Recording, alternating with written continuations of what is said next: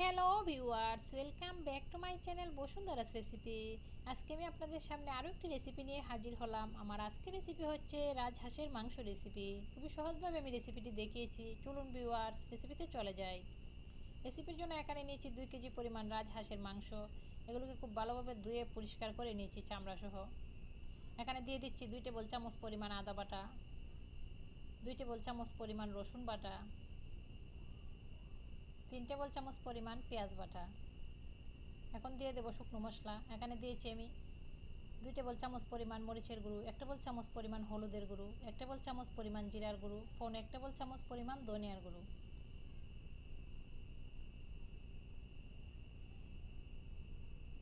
দিয়ে দিলাম পরিমাণ মতো লবণ। আর এখানে দিয়ে দিচ্ছি গরম মশলা, এলাচ, দারচিনি, গোলমরিচ, স্টার এলাচ, লবঙ্গ, এগুলোকে একত্রে আমি ব্লেন্ড করে নিয়েছি পরিমাণ মতো। আর দিয়ে দিলাম হাফ কাপ পেঁয়াজ কুচি। এখানে দিয়ে দিচ্ছি হাফ কাপ পরিমাণ সয়াবিন তেল। এখন এগুলোকে খুব ভালোভাবে আমি ম্যারিনেট করে নেব।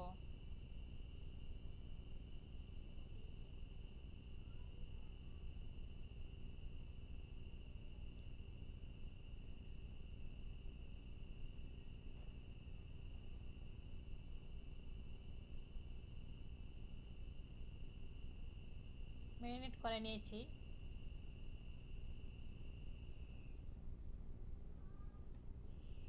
এখন একটা সাইডে রেখে দেব। চুলাতে কড়াই বসিয়ে দিয়ে দিচ্ছি 3 টেবিল চামচ পরিমাণ সয়াবিন তেল। যেহেতু আমি আগে এখানে হাফ কাপ পরিমাণ সয়াবিন তেল ম্যারিনেটের সময় নিয়েছি, সেজন্য এখানে 3 টেবিল চামচ পরিমাণই যথেষ্ট। আর দিয়ে দিলাম হাফ কাপ পেঁয়াজ কুচি, 2টা তেজপাতা। এগুলোকে ব্রাউন কালার করে ভেজে নেব।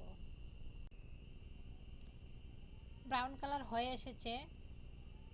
এই পর্যায়ে ম্যারিনেট করে রাখা মাংসগুলো দিয়ে দিচ্ছি। মাংসগুলো দেওয়ার পর খুব ভালোভাবে নেড়ে দিচ্ছি।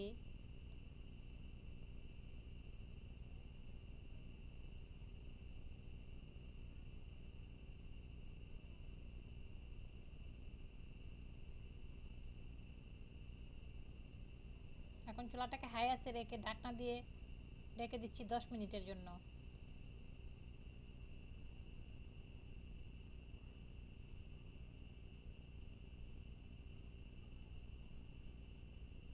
10 মিনিট পর ঢাকনাটা উঠিয়ে নেড়ে দিচ্ছি।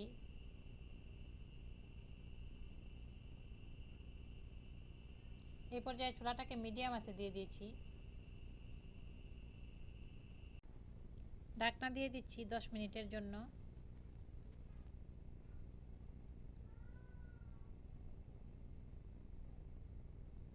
10 মিনিট পর ঢাকনাটা উঠিয়ে নিচ্ছি। উঠিয়ে দেখিয়ে দিচ্ছি, দেখতে পাচ্ছেন তেলটা উপরে উঠে এসেছে। এই পর্যায়ে এখানে দিয়ে দিলাম 2টা বড় সাইজের আলু। আলুগুলো দেওয়ার পর নেড়ে দিচ্ছি।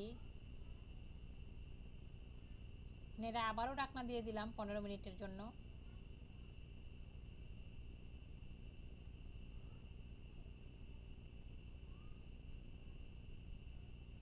পনেরো মিনিট পর ঢাকনাটা উঠিয়ে দেখিয়ে দিচ্ছি, দেখতে পাচ্ছেন মাংসটা অলরেডি কষানো হয়ে এসেছে, প্রায় 80%-এর মতো সেদ্ধ হয়ে এসেছে।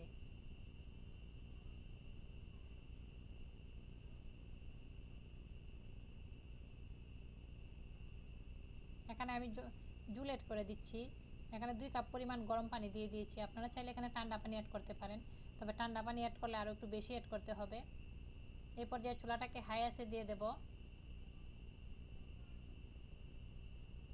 আর ঢাকনা দিয়ে দিচ্ছি প্রায় 30 মিনিটের জন্য। আমার রেসিপিটা দেখার পর অবশ্যই লাইক কমেন্ট শেয়ার করতে ভুলবেন না। আর যারা অলরেডি আমার চ্যানেলের সাবস্ক্রাইবার, তাদেরকে অসংখ্য ধন্যবাদ। 30 মিনিট পর ঢাকনাটা উঠিয়ে একটু নেড়ে দিচ্ছি। এখানে দিয়ে দিচ্ছি 3 থেকে 4টা তাল মাখনা আর কয়েকটা পেঁয়াজ আমি দিয়ে দিচ্ছি 2 টুকরো করে।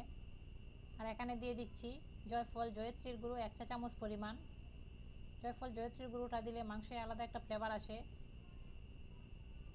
আর পেঁয়াজগুলো অপশনাল, আপনারা চাইলে স্কিপ করতে পারেন। একটু নেড়ে আমি ঢাকনা দিয়ে দেবো আবারও 10 মিনিটের জন্য। আমার রেসিপিটা অলরেডি হয়ে এসেছে। রেসিপিটা দেখার পর অবশ্যই লাইক কমেন্ট শেয়ার করতে ভুলবেন না। আর আমার রেসিপিটা দেখার পর অবশ্যই আমার চ্যানেলটিকে সাবস্ক্রাইব করে পাশে থাকবেন। 10 মিনিট পর ঢাকনাটা উঠিয়ে দেখে দিচ্ছি, দেখতে পাচ্ছেন অলরেডি আমার রেসিপিটা হয়ে এসেছে। সবাই ভালো থাকবেন। আজকের মতো এখানেই বিদায় নিচ্ছি। চুলাটাকে বন্ধ করে দিলাম। Bye bye.